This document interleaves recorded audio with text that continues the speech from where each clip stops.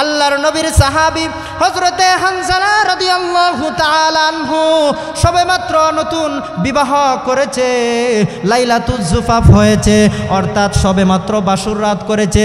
এমন মুহূর্তে আল্লাহর নবীর সাহাবী গোসল করবে, পুত পবিত্র হবে। এমন সময় কে জানি এক ঘোষণা দেয়া যায়, ও আল্লাহর নবী কুতিলা মুহাম্মদ, নবী পয়গম্বর ইন্তিকাল করেছে, মুহাম্মদ সাল্লাল্লাহু আলাইহি ওয়াসাল্লাম ইন্তিকাল করেছে। আল্লাহর নবীর পয়গম্বর শহীদ হওয়ার ঘোষণা দেয়। এক ঘোষক এই বর্ণনা দেওয়ার সাথে সাথে আল্লাহর নবীর সাহাবী হযরতে হানজালা রাদিয়াল্লাহু তাআলা আনহু গোসল করার জন্য পানি নিয়েছিলেন হাতের মধ্যে। এই অবস্থায় পানি রেখে দিয়ে স্ত্রীর কাছে গিয়ে বলে, ও আমার বিবি জান, আমার দাঙ্গা তলোয়ারটা দাও, আমি জিহাদের ময়দানে চলে যাব। তুমি শুনো নাই, এক ঘোষণাকারী ঘোষণা করেছে আল্লাহর নবী নাকি উহুদের প্রান্তরে শহীদ হয়ে গেছে। হানজালার স্ত্রী বলে, ও আল্লাহর নবীর সাহাবী, ও আমার স্বামী জান, আল্লাহর নবী তো আপনাকে রুখসাত দিয়েছে, আল্লাহর পয়গম্বর তো আপনাকে অনুমতি দিয়েছে, ছুটি দিয়েছে, তাহলে নবীর প্রতি ভালোবাসা আপনার থেকেও তো আমার কম না। ঠিক আছে, আপনি উহুদের ময়দানে চলে যান। উহুদের ময়দানে হানজালা রাদিয়াল্লাহু তাআলা আনহু শহীদ হয়ে যায়। শহীদ হয়ে যাওয়ার পর আল্লাহর নবী সাল্লাল্লাহু আলাইহি ওয়াসাল্লাম উপস্থিত সাহাবাদেরকে বলে, ও আমার সাহাবারা রে, যারা শহীদ হয়ে গেছে তোমরা তাদেরকে দাফন কাফনের ব্যবস্থা করো। শহীদদের ঘোষণা শুনে হানজালার স্ত্রী চেহারা আবৃত করে, পর্দা পুশিতা করে আল্লাহর নবীর কাছে দৌড়ায় আসে, বলে, ইয়া রাসূলুল্লাহ, ইয়া হাবিবাল্লাহ, আমার স্বামী হানজালা তো লাইলাতুল জুফাফ করে চলে আসছে, সে তো বাসর রাত করার পর পুত পবিত্র হইতে পারে নাই। আপনার শহীদ হওয়ার ঘটনা শুনে সে তো দৌড়ায় চলে আসছে। ইয়া রাসূলুল্লাহ, ইয়া হাবিবাল্লাহ, আপনার কাছে আমার অনুরোধ, আমার স্বামী হানজালাকে আপনি যেন গোসল না করাইয়া তাকে দাফনের ব্যবস্থা না করেন। আল্লাহর পয়গম্বর উপস্থিত সাহাবাদেরকে বলল, ও আমার সাহাবারা, যারা শহীদ হয়েছে তাদের মধ্যে দেখো হানজালা আমার সাহাবীকে দেখা যায় কিনা। সাহাবীরা আহত নিহত শহীদ সকলদের প্রতি লক্ষ্য করে দেখে হানজালাকে দেখা যায় না। নবী পয়গম্বরকে তারা সংবাদ দেয়, ইয়া রাসূলুল্লাহ, ইয়া হাবিবাল্লাহ, আপনার সাহাবী হানজালাকে দেখা যায় না তো। আল্লাহর নবী কিংকর্তব্যমূর হয়ে গেছে, আল্লাহর নবী চিন্তায় চিন্তিত হয়ে গেছে। এমন সময় আল্লাহ তাআলা জিবরাইল আমিনের মাধ্যমে নবী পয়গম্বরকে রূহুল কুদুসের মাধ্যমে নবী পয়গম্বরকে ওহী রূপে জানিয়ে দেন। জিবরাইল আমিন নবী পয়গম্বরকে বলেন, ইয়া রাসূলুল্লাহ, আপনার যে সাহাবী লাইলাতুল জুফাফ করে আপনার রাস্তায় এসে শহীদ হয়ে গেছে, এই সাহাবীকে আল্লাহ তাআলা উপরে আসমানে নিয়ে গেছে, আপনি একটু উপরের দিকে তাকান। আল্লাহর পয়গম্বরকে এই সংবাদ দেওয়ার পরে জিবরাইল আমিন বলে, ইয়া রাসূলুল্লাহ, ইয়া হাবিবাল্লাহ, আজকে আপনার এই সাহাবীর দাফন কাফন গোসল করাবে ফেরেশতারা।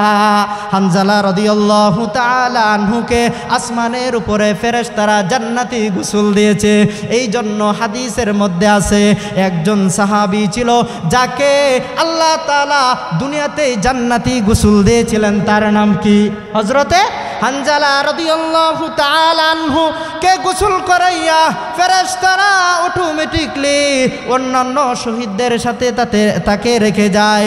আর এক সাহাবী দেখে এসে বলে, ইয়া রাসূলুল্লাহ, ইয়া হাবিবাল্লাহ, আপনার সাহাবীকে কে জানি কাফন করাইয়া সুন্দর করে গোসল করাইয়া এমনভাবে রেখেছে, কেমন জানি উহুদের ময়দানে তার দাড়ি এবং চুলের আগা থেকে জান্নাতি সুঘ্রাণ বের হইতেছে। قل إن كنتم تحبون الله فاتبعوني يحببكم الله ويغفر لكم ذنوبكم ওয়াল্লাহু গফুরুর রহিম। আল্লাহ তাআলা নবী পয়গম্বরকে ডাক দিয়া বলেন, ও আমার বন্ধু মুহাম্মদ, তুমি মানুষদেরকে জানিয়ে দাও, ইন কুনতুম তুহিব্বুনাল্লাহ, তোমরা যদি আল্লাহ তাআলাকে ভালোবাসো, ফাত্তাবিউনি, আমি নবীর অনুসরণ করো, ফাত্তাবিউনি ইউহিব্বুকুমুল্লাহ। নবীর অনুসরণের মধ্যে রয়েছে আল্লাহ পাকের ভালোবাসা। যেই ব্যক্তি আল্লাহ পাককে ভালোবাসবে, আল্লাহ তাআলা ঘোষণা দেন, ওয়ায়াগফির লাকুম যুনুবাকুম, আল্লাহ তাআলা তার গুনাহগাতাগুলোকে মাফ করে দিবেন। শুধু তাই নয়, আল্লাহ তাআলা বলেন, আল্লাহু গফুরুর রহিম। ও দুনিয়ার মানুষ, তোমরা জেনে রাখো, আমি আল্লাহ তাআলা তো রহমত, আমি আল্লাহ তাআলা তো রহমান, আমার কাছে তো দয়ার অভাব নাই, আমি আল্লাহ হইলাম পরম ক্ষমাশীল। আল্লাহর নবী হাদিসে পাকের মধ্যে বলেন, লা ইউমিনু আহাদুকুম হাত্তা আকুনা আহাব্বা ইলাইহি মিন ওয়ালিদিহি ওয়া ওয়ালাদিহি ওয়ান নাসি আজমাইন। ও দুনিয়ার মানুষ, তোমরা শুনে রাখো, তোমরা ততক্ষণ পর্যন্ত পরিপূর্ণ ইমানদার হতে পারবে না, ততক্ষণ পর্যন্ত তোমরা পরিপূর্ণ মুমিন হতে পারবে না, যতক্ষণ না তোমরা আমি নবীকে, তোমাদের সন্তান সন্ততি, তোমাদের পিতামাতা, স্ত্রী, এক কথায় সকল বস্তু থেকে আমি নবী পয়গম্বরকে যতক্ষণ না পর্যন্ত তোমরা ভালো না বাসবে, সকল কিছু থেকে আমি পয়গম্বরকে যদি তোমরা ভালো না বাসো, ততক্ষণ পর্যন্ত তোমরা পরিপূর্ণ ইমানদার হতে পারবে না। পরিপূর্ণ ইমানদার হতে হলে আমরা কি বুঝলাম আয়াত এবং হাদিস থেকে? আয়াত এবং হাদিস থেকে বুঝতে পারলাম আল্লাহ তাআলার ইতাআত করতে হবে, আল্লাহ তাআলার আনুগত্য করতে হবে, নবী আলাইহিস সালাতু ওয়াস সালামের ইতাআত করতে হবে, অনুসরণ করতে হবে। আল্লাহর রাসূলের অনুসরণ ছাড়া, আল্লাহর রাসূলের ভালোবাসা ছাড়া প্রকৃত মুমিন হওয়া সম্ভব নাই। ও সম্মানিত উপস্থিতি, মনোযোগ সহকারে শ্রবণ করুন। আল্লাহ পাক সূরাতুল আনফালের মধ্যে ডাক দেয়া কয়, ও দুনিয়ার মানুষরা, তোমরা শুনে রাখো, মুমিন ব্যক্তির জন্য 5টি গুণ আছে। কয়টি গুণ? 5টি গুণ আছে। আল্লাহ তাআলা বলেন, ইন্নামাল মুমিনুনা আল্লাযীনা ইযা যুকিরাল্লাহ ওয়াজিলাত কুলুবুহুম ওয়া ইযা তুলিয়াত আলাইহিম আয়াতুহু যাদাতহুম ঈমানাও ওয়া আলা রাব্বিহিম ইয়াতাওয়াক্কালুন। আল্লাহ তাআলা জানিয়ে দেন, ও দুনিয়ার মানুষেরা, তোমরা শুনে রাখো, মুমিন ব্যক্তির জন্য 5টি গুণ আছে। কোনো ব্যক্তি মুমিন হতে হলে তার এই 5টি গুণ অর্জন করতে হবে। 1 নম্বর গুণ, আল্লাহ বলেন, ইন্নামাল মুমিনুনা আল্লাযীনা ইযা যুকিরাল্লাহ, মুমিন তো সেই ব্যক্তি আল্লাহর নাম শোনার সাথে সাথে যার অন্তর কেঁপে উঠবে, সেই ব্যক্তি হবে প্রকৃতপক্ষে মুমিন। ওয়া ইযা তুলিয়াত আলাইহিম আয়াতুহু, আল্লাহ তাআলা বলেন, আল্লাহ তাআলার আয়াত তেলাওয়াত শুনলে, আল্লাহর কালাম শুনলে যার অন্তর আল্লাহর ভয়ে ভীতসন্ত্রস্ত হয়, সেই ব্যক্তির ভিতরে রয়েছে মুমিনের গুণ। আর যার ভিতরে মুমিনের গুণ থাকবে, যে আল্লাহ তাআলাকে ভয় করবে, আল্লাহ সূরাতুন নাজিয়াতের 41 নম্বর আয়াতের মধ্যে জানিয়ে দেন, ফা ইন্নাল জান্নাতা হিয়াল মাওয়া ওয়া আম্মা মান খাফা মাকামা রাব্বি ওয়া নাহান নাফসা আনিল হাওয়া। ও দুনিয়ার মানুষ, তোমরা শুনে রাখো, আমি আল্লাহ তাআলার ভয়ে যদি কেউ ভীতসন্ত্রস্ত হয়, তাহলে আল্লাহ পাকের জান্নাত তার জন্য অপেক্ষা করছে। এই জন্য এই জান্নাত পাইতে আমরা রাজি আছি কিনা? জোরে জোরে বলেন।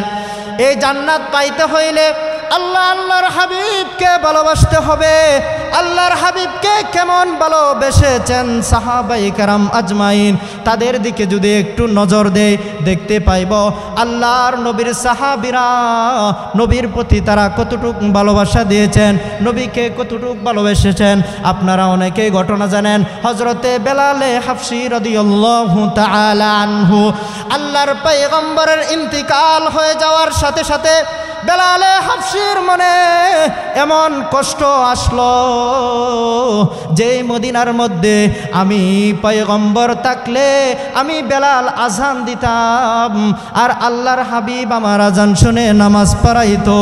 আজ থেকে তো নবী পয়গম্বর যেই মদিনার মধ্যে নাই, এই মদিনার মধ্যে আমি বেলাল আর আজান দিব না। বেলাল এই কথা বলে বলে বেলাল আল্লাহর নবীর রওজা মুবারকের কাছে গিয়ে কান্নাকাটি করে বলে, ইয়া রাসূলুল্লাহ, ইয়া হাবিবাল্লাহ, মনের মধ্যে অনেক কষ্ট। তুমি নবী মদিনায় থাকতে আমি বেলাল সামনে সামনে তোমার আগে হাঁটতাম গো নবী, আজকে তুমি দুনিয়ার মধ্যে নাই। ইয়া রাসূলুল্লাহ, আমি আপনার সামনে হাঁটতাম এই কারণে, কারণ কোনো কাফের শত্রুরা রাস্তার মধ্যে আপনার জন্য কোনো শত্রুতামি করে কোনো কাটা বা কোনো কষ্টদায়ক বস্তু রেখে দিয়েছি কিনা আমি সেটাকে সাফ করে দিতাম, আপনার জন্য রাস্তা পরিষ্কার করে দিতাম গো রাসূল। ও রাসূল, আজকে আপনি দুনিয়ার হায়াতের মধ্যে নাই, আজকে নবী নাই, যেই নবী মদিনার মধ্যে নাই, এই মদিনার মধ্যে আমি বেলালও থাকবো না। এই বলে বেলাল তার গাঠুরিকে গুছিয়ে দূর সফরে চলে যায়। 6 মাস পরে আল্লাহর হাবিব বেলালকে স্বপ্নে যুগে ডাক দেয়।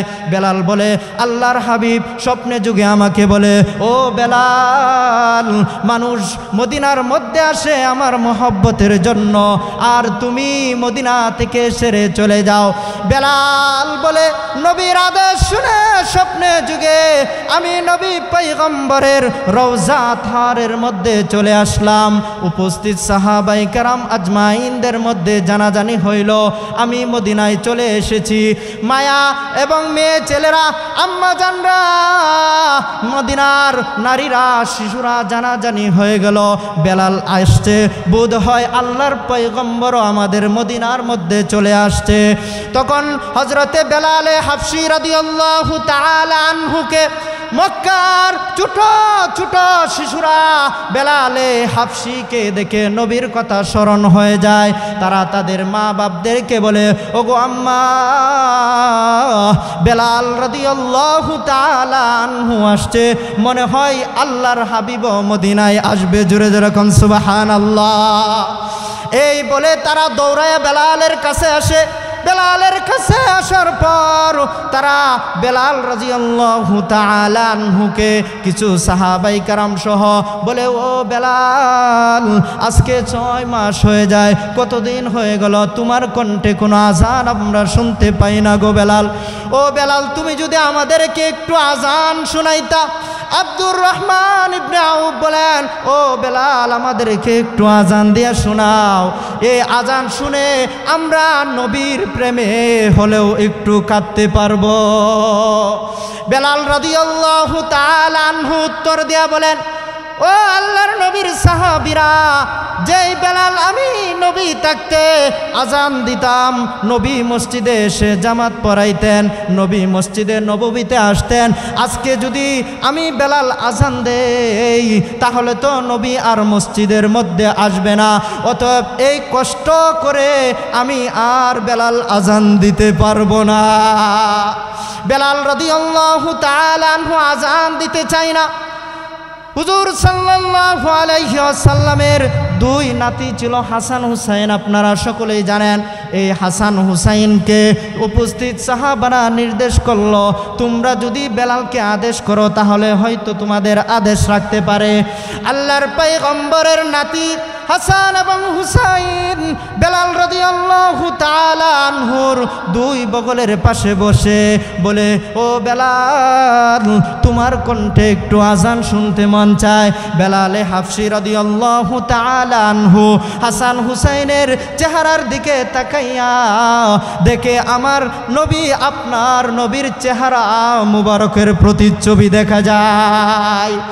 তখন বেলাল রাদিয়াল্লাহু তাআলা আনহু চিন্তা করলেন, এখন যদি আমি আযান না দেই, হতে পারে আল্লাহর হাবিব আমার প্রতি অসন্তুষ্ট হয়ে যাইতে পারেন। বেলাল রাদিয়াল্লাহু তাআলা আনহু আযান দেন। এই ছিল সাহাবায়ে কেরামে নবীর প্রতি তাদের কেমন ভালোবাসা। মানুষ নবীর ভালোবাসা দেখানোর জন্য মদিনায় যায়, আর বেলালের মনে কতটুকু কষ্ট থাকলে পরে সে মদিনা ছেড়ে চলে যাইতে মন চায়। তাহলে কেমন ভালো তারা বাসছেন। আল্লাহর নবীর আরেকজন সাহাবী ছিল হযরতে হানজালা রাদিয়াল্লাহু তাআলা। আল্লাহর নবীর এই সাহাবীর প্রেম কাহিনী শোনার আগে আরেক কয়েক সাহাবীদের নবী প্রেম আমি আপনাদেরকে শোনাই। আমাদের এই ঘটনা থেকে শিক্ষা হইল, নবী পয়গম্বর এখন আমাদের মাঝে জীবিত নাই, কিন্তু তার আদর্শ আমাদের আপনাকে পালন করতে হবে। আমাদেরকে তার আদর্শ কিভাবে যাপন করতে হবে, আল্লাহর পয়গম্বর হাদিসে পাকের মধ্যে বলেন, মান আহাব্বা সুন্নতি ফাকাদ আহাব্বানি ওয়া মান আহাব্বানি কানা মাই ফিল জান্নাহ। ও দুনিয়ার মানুষ, তোমরা শুনে রাখো, যেই ব্যক্তি আমি নবীর আদর্শকে পালন করবে, ফাকাদ আহাব্বানি, সেই ব্যক্তি কেমন জানি আমি নবীকেই ভালোবাসলো। ওয়া মান আহাব্বানি, আর যেই ব্যক্তি আমি পয়গম্বরকে ভালোবাসলো, কানা মাই ফিল জান্নাহ। জোরে জোরে কোন সুবহানাল্লাহ। আর যে ব্যক্তি আমি নবীকে ভালোবেসে ফেললো, কাল হাসরের ময়দানে জান্নাতে সে আমার সাথে থাকবে। এই জন্য নবীর ভালোবাসা বেশি দরকার আছে কিনা। কেমন ভালোবেসেছেন কুরাইশ প্রতিনিধি বর্ণনা করেন, ও কুরাইশ ভাইগণ, আমি দুনিয়ার কত রাজা বাদশাদের দরবারে গিয়েছি, রোম সম্রাট পারস্য সকল বাদশাদের দরবারে গিয়েছি, কিন্তু তোমাদের নবী মুহাম্মদের দরবারে যা দেখেছি, দুনিয়ার আর কোনো জায়গায় এমন আমি ইতিহাস দেখি নাই। সেই কি বিরল ইতিহাস দেখেছে কুরাইশ প্রতিনিধি বলে, আমি দেখেছি তোমাদের নবীর দরবারে নবী যদি তুতু মুবারক জমিনের মধ্যে পালতে চায়, সাহাবায়ে কেরাম এই তুতু মুবারক সংগ্রহ করার জন্য লড়াইয়ে লিপ্ত হয়ে যায়। আল্লাহর নবী যদি ওযু করে, এই ওযুর পানি সাহাবায়ে কেরাম এই ওযুর পানি গ্রহণ করার জন্য তারা কেমন জানি লড়াইয়ে লিপ্ত হয়ে যায়। অর্থাৎ আল্লাহর নবীর প্রতি তাদের কেমন ভালোবাসা দেখেন, কেমন ভালোবাসা। সাহাবায়ে কেরাম এমন ভালোবাসতেন, তুতু মুবারক পর্যন্ত, ওযুর পানি পর্যন্ত তারাও সার দেন নাই, এগুলাকে গনিমত মনে করেছেন। কারণ তিনি হলেন দু জাহানের বাদশাহ, রহমাতুল লিল আলামিন, যাকে আল্লাহ তাআলা এই দুনিয়ার মধ্যে রহমত স্বরূপ প্রেরণ করেছেন। আল্লাহ তাআলা ডাক দিয়া কোন, ওমা আরসালনাকা ইল্লা রাহমাতাল লিল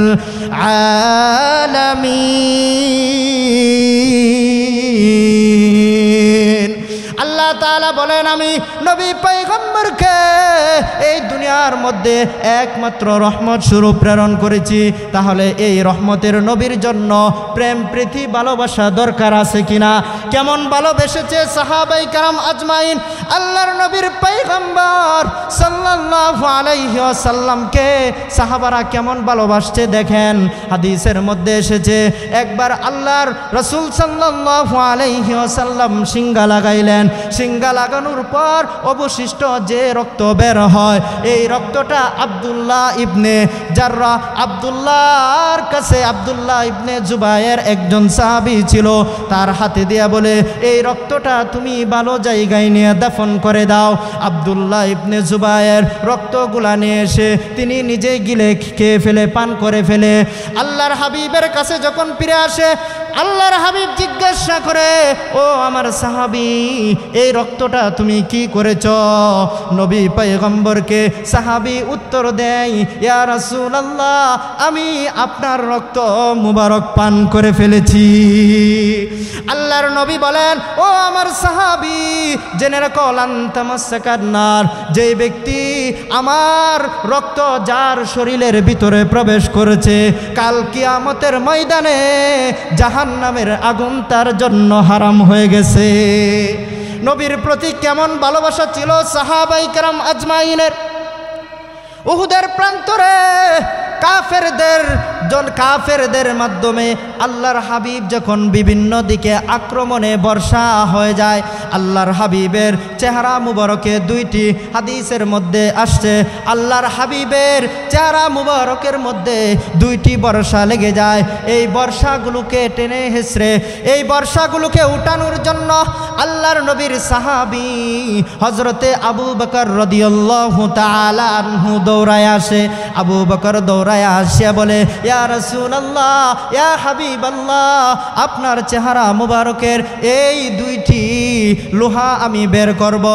এর মধ্যে আল্লাহর নবীর আরেক সাহাবী দৌড়ায় আসে বলে, ও আবু বকর, এই লোহাগুলো আমি তুলব। সে তার দাঁত দিয়া দুটা লোহা তুলে, লোহা তোলার পর আল্লাহর নবীর চেহারা মুবারক থেকে যেই রক্তগুলা বের হয়, এই রক্তগুলা আল্লাহর নবীর আরেক সাহাবী, তার নাম হলো মালিক ইবনে সিনান, সেই এই রক্তগুলাকে চেটে চেটে আল্লাহর নবীর চেহারা মুবারক পরিষ্কার করে দেয়। নবী ঘোষণা করে দেয়, লান তামাসসাকান নার, যেই ব্যক্তি যার শরীরে আমার রক্ত পান করবে, যার ভিতরে আমার রক্ত ঢুকেছে, জাহান্নামে তার জন্য জাহান্নামের আগুন হারাম হয়ে গেছে। কেমন ভালোবাসা ছিল নবী পয়গম্বর আলাইহিস সালাতু ওয়াস সালামের। দেখেন, একটু মনোযোগ দিয়ে শ্রবণ করুন। নবী আলাইহিস সালাতু ওয়াস সালাম তাদের নবী আলাইহিস সালাতু ওয়াস সালামকে কেমন ভালোবাসতেন। আল্লাহর নবীর আরেকজন সাহাবী হযরতে হানজালা রাদিয়াল্লাহু তাআলা আনহু, নাম আপনারা শুনছেন কি শুনছেন না? আল্লাহর নবীর সাহাবী হযরতে হানজালা রাদিয়াল্লাহু তাআলা আনহু সবেমাত্র নতুন বিবাহ করেছে, লাইলাতুজ জুফাফ হয়েছে, অর্থাৎ সবেমাত্র বাসর রাত করেছে। এমন মুহূর্তে আল্লাহর নবীর সাহাবী গোসল করবে, পুত পবিত্র হবে, এমন সময় কে জানি এক ঘোষণা দেয়া যায়, ও আল্লাহর নবী কুতিলা মুহাম্মদ, নবী পয়গম্বর ইন্তিকাল করেছে। মুহাম্মদ আলাইহিস সালাতু ওয়াস সালাম, মুহাম্মদ সাল্লাল্লাহু আলাইহি ওয়াসাল্লাম ইন্তিকাল করেছে। আল্লাহর নবীর পয়গম্বর শহীদ হওয়ার ঘোষণা দেয়। এক ঘোষক এই বর্ণনা দেওয়ার সাথে সাথে আল্লাহর নবীর সাহাবী হযরতে হানজালা রাদিয়াল্লাহু তাআলা আনহু গোসল করার জন্য পানি নিয়েছিলেন হাতের মধ্যে। এই অবস্থায় পানি রেখে দিয়ে স্ত্রীর কাছে গিয়ে বলে, ও আমার বিবি জান, আমার দাঙ্গা তলোয়ারটা দাও, আমি জিহাদের ময়দানে চলে যাব। তুমি শুনো নাই, এক ঘোষণাকারী ঘোষণা করেছে আল্লাহর নবী নাকি উহুদের প্রান্তরে শহীদ হয়ে গেছে। হানজালার স্ত্রী বলে, ও আল্লাহর নবীর সাহাবী, ও আমার স্বামী জান, আল্লাহর নবী তো আপনাকে রুখসাত দিয়েছে, আল্লাহর পয়গম্বর তো আপনাকে অনুমতি দিয়েছে, ছুটি দিয়েছে, তাহলে নবীর প্রতি ভালোবাসা আপনার থেকেও তো আমার কম না। ঠিক আছে, আপনি উহুদের ময়দানে চলে যান। উহুদের ময়দানে হানজালা রাদিয়াল্লাহু তাআলা আনহু শহীদ হয়ে যায়। শহীদ হয়ে যাওয়ার পর আল্লাহর নবী সাল্লাল্লাহু আলাইহি ওয়াসাল্লাম উপস্থিত সাহাবাদেরকে বলে, ও আমার সাহাবারা রে, যারা শহীদ হয়ে গেছে তোমরা তাদেরকে দাফন কাফনের ব্যবস্থা করো। শহীদদের ঘোষণা শুনে হানজালার স্ত্রী চেহারা আবৃত করে, পর্দা পুশিতা করে আল্লাহর নবীর কাছে দৌড়ায় আসে বলে, ইয়া রাসূলুল্লাহ, ইয়া হাবিবাল্লাহ, আমার স্বামী হানজালা তো লাইলাতুল জুফাফ করে চলে আসছে, সে তো বাসর রাত করার পর পুত পবিত্র হইতে পারে নাই। আপনার শহীদ হওয়ার ঘটনা শুনে সে তো দৌড়ায় চলে আসছে। ইয়া রাসূলুল্লাহ, ইয়া হাবিবাল্লাহ, আপনার কাছে আমার অনুরোধ, আমার স্বামী হানজালাকে আপনি যেন গোসল না করাইয়া তাকে দাফনের ব্যবস্থা না করেন। আল্লাহর পয়গম্বর উপস্থিত সাহাবাদেরকে বলল, ও আমার সাহাবারা, যারা শহীদ হয়েছে তাদের মধ্যে দেখো হানজালা আমার সাহাবীকে দেখা যায় কিনা। সাহাবীরা আহত নিহত শহীদ সকলদের প্রতি লক্ষ্য করে দেখে হানজালাকে দেখা যায় না। নবী পয়গম্বরকে তারা সংবাদ দেয়, ইয়া রাসূলুল্লাহ, ইয়া হাবিবাল্লাহ, আপনার সাহাবী হানজালাকে সাহাবাকে দেখা যায় না তো? আল্লাহর নবী কিংকর্তব্যময়ূর হয়ে গেছে, আল্লাহর নবী চিন্তায় চিন্তিত হয়ে গেছে। এমন সময় আল্লাহ তাআলা জিবরাইল আমিনের মাধ্যমে নবী পয়গম্বরকে রূহুল কুদুসের মাধ্যমে নবী পয়গম্বরকে ওহী রূপে জানিয়ে দেন। জিবরাইল আমিন নবী পয়গম্বরকে বলেন, ইয়া রাসূলুল্লাহ, আপনার যে সাহাবী লাইলাতুল জুফাফ করে আপনার রাস্তায় এসে শহীদ হয়ে গেছে, এই সাহাবীকে আল্লাহ তাআলা উপরে আসমানে নিয়ে গেছে, আপনি একটু উপরের দিকে তাকান। আল্লাহর পয়গম্বরকে এই সংবাদ দেওয়ার পরে জিবরাইল আমিন বলে, ইয়া রাসূলুল্লাহ, ইয়া হাবিবাল্লাহ, আজকে আপনার এই সাহাবীর দাফন কাফন গোসল করাবে ফেরেশতারা। হানজালা রাদিয়াল্লাহু তাআলা আনহুকে আসমানের উপরে ফেরেশতারা জান্নাতি গোসল দিয়েছে। এই জন্য হাদিসের মধ্যে আছে একজন সাহাবী ছিল যাকে আল্লাহ তাআলা দুনিয়াতে জান্নাতি গোসল দিয়েছিলেন, তার নাম কি? হযরতে হানজালা রাদিয়াল্লাহু তাআলা আনহু কে গোসল করাইয়া ফেরেশতারা অটোমেটিকলি অন্যান্য শহীদদের সাথে তাকে রেখে যায়। আর এক সাহাবী দেখে এসে বলে, ইয়া রাসূলুল্লাহ, ইয়া হাবিবাল্লাহ, আপনার সাহাবীকে কে জানি কাফন করাইয়া সুন্দর করে গোসল করাইয়া এমনভাবে রেখেছে কেমন জানি উহুদের ময়দানে তার দাড়ি এবং চুলের আগা থেকে জান্নাতি সুঘ্রাণ বের হইতেছে। আল্লাহর নবীর সাহাবী কেমন ভালোবাসতেন, এই জন্য তার উপাধি হয়ে গেছে গাসেল, অর্থাৎ তাকে ফেরেশতারা আসমানের উপরে গোসল দিয়েছিলেন। তাকে কে গোসল দিছে? উপরে ফেরেশতারা গোসল করেছেন। তার এই লাইলাতুল জুফাফের যেই সন্তান হয়েছিল, হাদিস যে বর্ণনা করে, সেই সন্তান যে হাদিস বর্ণনা করে তার শেষে বলা হয় রাওয়াহু ইবনুল গাসেল, অর্থাৎ গোসলকারীর সন্তান এই হাদিস রওয়ায়াত করেছে। এই জন্য আমাদের উচিত নবীর প্রতি বেশি বেশি ভালোবাসা করা দরকার আছে কিনা ভাই বলেন? নবীর প্রতি ভালোবাসা যারা প্রকৃত মুমিন হওয়া যায় না, আল্লাহ তাআলা বলেন, ইন্নামাল মুমিনুনাল্লাযীনা ইযা যুকিরাল্লাহ ওয়াজিলাত কুলুবুহুম ওয়া ইযা তুলিয়াত আলাইহিম আয়াতুহু যাদাতুহুম ঈমানা ওয়া আলা রাব্বিহিম ইয়াতাওয়াক্কালুন। আল্লাহ তাআলা বলেন, প্রকৃত ঈমানদার মুমিন তো সেই ব্যক্তি যার আল্লাহ তাআলার কালাম শোনার সাথে সাথে যার অন্তর বিশ্বস্ত্র হয়ে যায়, আল্লাহর ভয়ে কম্পন সৃষ্টি হয়ে যায়, আল্লাহর আয়াত তেলাওয়াতের মাধ্যমে যার দিলের ভিতরে বিতশস্ত্র হয়, সেই হলো প্রকৃত পক্ষে মুমিন। মুমিন তো সেই যেই ব্যক্তি আল্লাহ তাআলার উপর ভরসা করে। শুধু তাই নয়, মুমিন তো সেই ওয়াল্লাযীনা ইউমিনুনা বিল গায়বি ওয়া ইউকিমুনাস সালাতা ওয়া মিম্মা রাযাকনাহুম ইউনফিকুন। মুমিন হলো সেই যে আল্লাহ তাআলাকে না দেখে বিশ্বাস করে, আল্লাহ তাআলাকে না দেখে বিশ্বাস করে আল্লাহর দেওয়া সম্পদ হইতে আল্লাহর রাস্তায় যে খরচ করে, সেই ব্যক্তি হলো প্রকৃত মুমিন। আল্লাহ তাআলা বলেন, এই সমস্ত মুমিনদের ঠিকানা হলো ওয়াল্লাযীনা ইয়ারিসুনাল ফিরদাউস হুম ফিহা খালিদুন। তাদের ঠিকানা হলো জান্নাতুল ফিরদাউস, তারা সেখানে চিরস্থায়ী থাকবে। জোরে জোরে কোন সুবহানাল্লাহ। এমন নবীর প্রতি ভালোবাসা অর্জন করে প্রকৃত পক্ষে মুমিন আমরা কে কে হবে? হাত তুলে দেখাই। আল্লাহ তাআলা আমাদের সকলকে প্রকৃত পক্ষে মুমিন হওয়ার তৌফিক দান করুন। সকলে বলুন আমিন। আল্লাহ তাআলা আর এক আয়াতের মধ্যে সূরাতুল মুমিনুনের মধ্যে মুমিনদের বৈশিষ্ট্য ঘোষণা করে বলেন, কদ আফলাহাল মুমিনুন, নিশ্চয়ই মুমিনরা সফলকাম। আল্লাযীনা হুম ফি সলাতিহিম খাশিউন, মুমিন হলো তারা যারা তাদের নামাজের মধ্যে বিনয়ী। এই জন্য ভাই নামাজ পড়তে হবে, নামাজের মধ্যে বিনয়ী হতে হবে, নামাজের মধ্যে আল্লাহ তাআলার নৈকট্য লাভ করতে হবে। আল্লাহর হাবিব বলেন, আকরাবু মা ইয়াকুনুল আবদু মির রাব্বিহি ওয়া হুয়া সাজিদ, বান্দা তার রবের নিকটবর্তী হয় যে যত বেশি সেজদা করবে, তার সেজদার মাধ্যমে বান্দা আল্লাহর তত বেশি নিকটবর্তী হয়। এই জন্য আল্লাহ পাকের ভালোবাসা, নবীর ভালোবাসা পাওয়া আমাদের দরকার আছে কিনা ভাই? একটু হাতটা তুলে দেখান। আল্লাহ তাআলা আমাদের সকলকে কবুল করুন। জোরে জোরে বলুন আমিন।